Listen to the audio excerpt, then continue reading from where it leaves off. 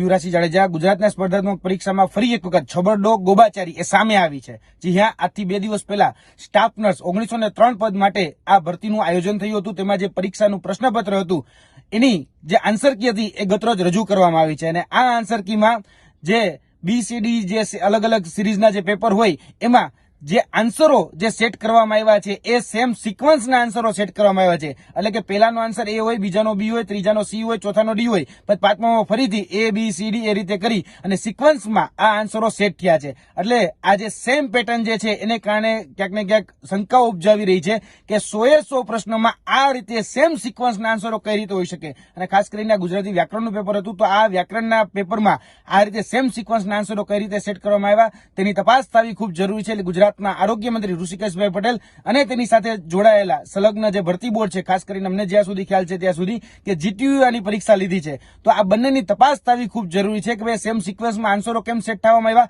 કેમ કે આ દેખીતી નજરે કોઈ પ્રયોગ કે કોઈ સંયોગ નથી। કેમ કે જો પ્રયોગ કે સંયોગ હોય તો આટલા બધા આન્સરો સેમ સિક્વન્સમાં કે સેમ પેટર્નમાં સેટ થયેલા ન હોય, પરંતુ અહીંયા ક્યાંક સુનિયોજિત રીતે ગોઠવણ થયેલી હોય એવું અમને સ્પષ્ટ લાગ્યું છે। સુનિયોજિત રૂપનું કાવતરું હોય એવું સ્પષ્ટ અહીંયા દેખાઈ રહ્યું છે। કારણ કે ભૂતકાળમાં આજથી 10 વર્ષ પહેલા એક ભરતી કૌભાંડ થયું હતું 2014માં રેવન્યુ ક્લાર્કનું। એ રેવન્યુ ક્લાર્કનું જે ભરતી કૌભાંડ હતું જેમાં કહેવામાં આવ્યું હતું કે તમારે જે સિરીઝ છે એમાં બધી જગ્યાએ BBB